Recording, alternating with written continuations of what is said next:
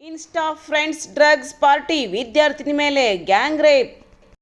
ಉತ್ತರ ಬೆಂಗಳೂರಿನ ಐಷಾರಾಮಿ ಪ್ರದೇಶದಲ್ಲಿರುವ ಖಾಸಗಿ ವಿಲ್ಲಾವೊಂದರಲ್ಲಿ 19 ವರ್ಷದ ಕಾಲೇಜ್ ವಿದ್ಯಾರ್ಥಿಯೊಬ್ಬಳ ಮೇಲೆ ಮಾದಕ ವಸ್ತು ಸೇವಿಸಲು ಒತ್ತಾಯಿಸಿ ಸಾಮೂಹಿಕ ಅತ್ಯಾಚಾರ ನಡೆಸಿರುವ ಆರೋಪದ ಮೇರೆಗೆ ಅಮೃತಹಳ್ಳಿ ಪೊಲೀಸ್ ಠಾಣೆಯಲ್ಲಿ ಪ್ರಕರಣ ದಾಖಲಾಗಿದೆ. ಸಂತ್ರಸ್ತೆ ತಮಿಳುನಾಡಿನ ತಿರುಪುರ ಮೂಲದವಳಾಗಿದ್ದು ಪ್ರಥಮ ವರ್ಷದ BA ವಿದ್ಯಾರ್ಥಿನಿಯಾಗಿದ್ದಾಳೆ.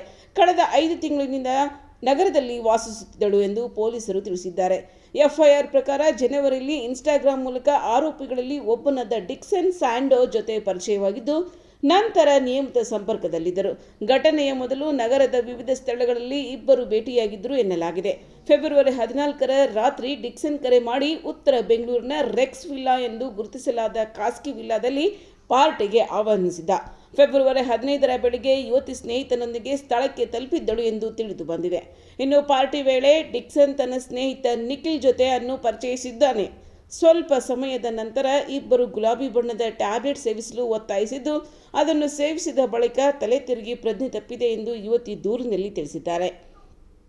ವಿಲ್ಲಾದಲ್ಲಿನ ಒಂದು ಕೋಣೆಯಲ್ಲಿ ಅರೆ ಪ್ರಜ್ಞಾವಸ್ಥೆಯಲ್ಲಿ ಇರುವಾಗ ಲೈಂಗಿಕ ದೌರ್ಜನ್ಯ ಎಸಗಲಾಗಿದೆ ಎಂದು ಆರೋಪಿಸಲಾಗಿದೆ. ನಂತರ ಘಟನೆ ಬಹಿರಂಗಪಡಿಸಿದರೆ ಅಥವಾ ಪೊಲೀಸರನ್ನು ಸಂಪರ್ಕಿಸಿದರೆ ಕೊಲೆ ಮಾಡುವುದಾಗಿ ಬೆದರಿಕೆ ಹಾಕಲಾಗಿದೆ ಎಂದು ಯುವತಿ ಹೇಳಿದ್ದಾಳೆ. ಬಳಿಕ ಆರೋಪಿಗಳು ಆಕೆಯನ್ನ ಮಾಲ್ ಸಮೀಪ ಬಿಟ್ಟು ಹೋಗಿದ್ದಾರೆ ಎಂದು ತನಿಖಾಧಿಕಾರಿಗಳು ತಿಳಿಸಿದ್ದಾರೆ.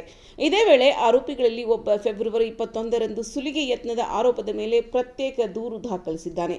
ತನ್ನ ದೂರಿನಲ್ಲಿ ಯುವತಿ ಪ್ರಾದೇಶಿಕ ಸುದ್ದಿ ವಾಹಿನಿ ಇಮ್ರಾನ್ ಎಂಬ ವ್ಯಕ್ತಿಯೊಂದಿಗೆ ಸೇರಿ ಹಣಕ್ಕೆ ಬೇಡಿಕೆ ಇಟ್ಟಿದ್ದಾಳೆ ಮತ್ತು ಹಣ ನೀಡದಿದ್ದರೆ ಮಾನಹಾನಿಕರ ವಿಷಯ ಪ್ರಸಾರ ಮಾಡುವುದಾಗಿ ಬೆದರಿಕೆ ಹಾಕಿದ್ದಾಳೆ ಎಂದು ಆರೋಪಿಸಿದ್ದಾನೆ.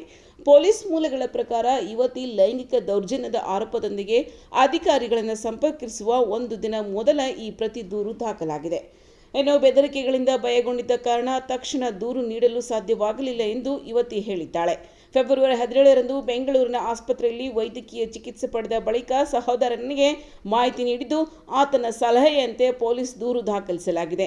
ಯುವತಿಯ ಹೇಳಿಕೆಯ ಆಧಾರದ ಮೇಲೆ ಡಿಕ್ಸನ್ ಸ್ಯಾಂಡೋ ಮತ್ತು ನಿಖಿಲ್ ವಿರುದ್ಧ FIR ದಾಖಲಾಗಿದ್ದು ಲೈಂಗಿಕ ದೌರ್ಜನ್ಯ ಮತ್ತು ಸುಲಿಗೆ ಆರೋಪಗಳ 2 ಪ್ರಕರಣಗಳನ್ನು ಪೊಲೀಸರು ತನಿಖೆ ನಡೆಸುತ್ತಿದ್ದಾರೆ.